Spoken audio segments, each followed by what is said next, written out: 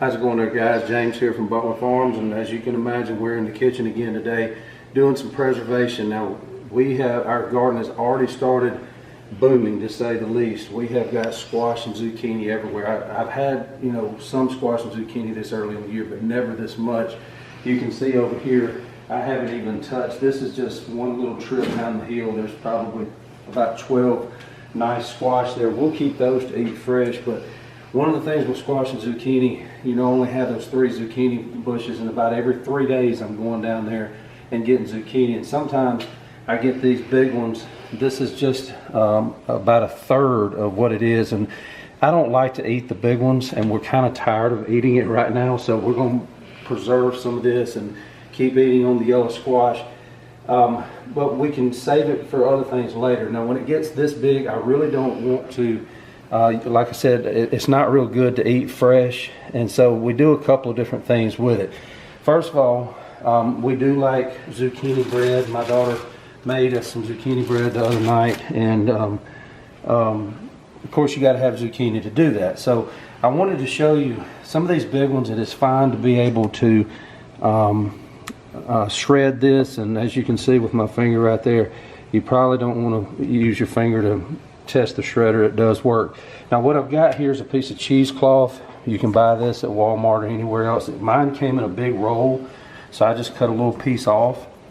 And guys, you know that zucchini and squash is almost all water, and you can see it pouring out of there. Now, before I preserve this, what I'm going to want to do is I take it and get it in the cheesecloth, and I won't make you sit here and watch all this, but look at how I'm not even putting any pressure on it. That's just the weight of the zucchini in that bag.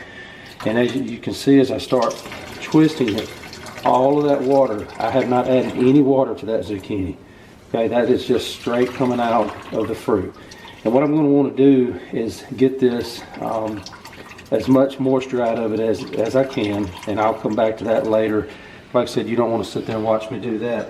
I'll keep squeezing all the moisture out of it that I can, and then I bag it up in 2-cup increments. I'll take it and put it in my measuring cup, and now I've got it in a freezer bag, got it flattened out, and I'm getting ready to label it. And what this allows us to do is our zucchini bread recipe calls for 2 cups of shredded zucchini. If you shred it and take it out of the freezer and expect it to have any integrity whatsoever, oh, I'm going to eat zucchini for supper night, it's going to look like baby food, okay? But if you're going to use it in baking, in breads, anything that calls for zucchini as far as that goes, this will be perfect, because that's what you do with it anyway. So I've already got these 2-cup increments. There's another one. I don't usually put up a lot of that simply because we don't eat it a lot. We do like zucchini bread in season, but we tend to forget that it's in there, and it's kind of a waste. Now, what we have here, you can see these big chunks of zucchini, and over here I've got boiling salted water. And what I'm getting ready to do, and I should have waited and done it because I'm gonna have to change out my water. I've got my spider here. I'm gonna take all the zucchini, drop it in here, and it's going to boil for 1 minute. Not a long blanching time. It's, with peas and stuff that you've seen me do before, that's 3 minutes that I do on those. Zucchini, 1 minute. And then this is my ice water over here. I've already taken a batch out, and before you even ask why is it in a pitcher, well, my big bowls, it's that time of year where we're constantly preserving, putting stuff up, so stuff is constantly running through the dishwasher. Right now I just needed something that could hold ice water, so I filled this up about that high with nothing but ice, put tap water over it, let it sit there. And after 1 minute, I plunge it in here. That stops the cooking. That kind of paralyzes those enzymes that would make it break down. And now what I will do is I'm getting ready to pour this off into my strainer. And I will let that sit and drain for quite a while, actually. Okay, and then it's good and cold now. But what I'm getting ready to do as that dries, and I'll shake that around a little bit. I'm not going to worry about like towel drying it. It's not that important. But I have blanched it. I have stopped the cooking process, and then I will put it on my tray over here. Y'all seen me do that with blueberries and other things where I spread it out on the tray. And you know, to keep it from sticking, I'll lay that tray in the top of the deep freeze, and when tomorrow I will bag it in freezer bags as well.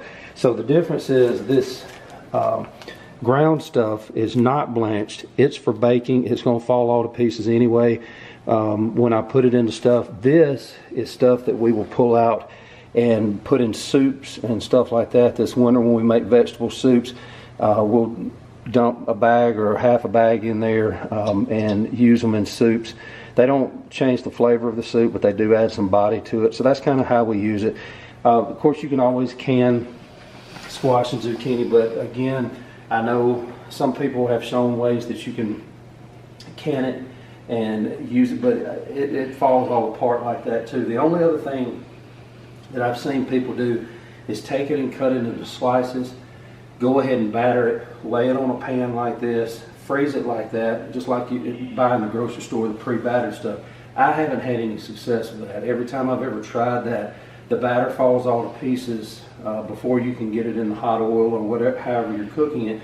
And then no matter how thick you cut the squash or zucchini inside the batter, once it starts thawing, it like melts to mold, just a paste almost inside the breading. So it becomes kind of nasty, to be honest with you. But that's what we got going on today. We've got a bunch of storms coming through right now, so I can't get in the garden. I can't be out in the yard right now. We've actually just came out of the tornado warning. So I'm gonna get this done real quick. Got another band getting ready to come through. Don't know what that's gonna bring, but I'm gonna get this over and done with before then.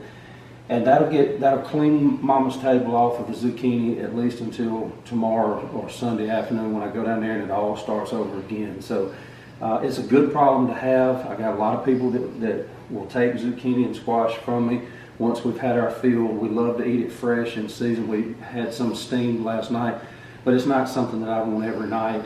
And so we got to do something with it. I'm not going to let it go bad. And like I said, even though that's all the zucchini, there's probably 12 or 15 nice yellow squash over there on the table.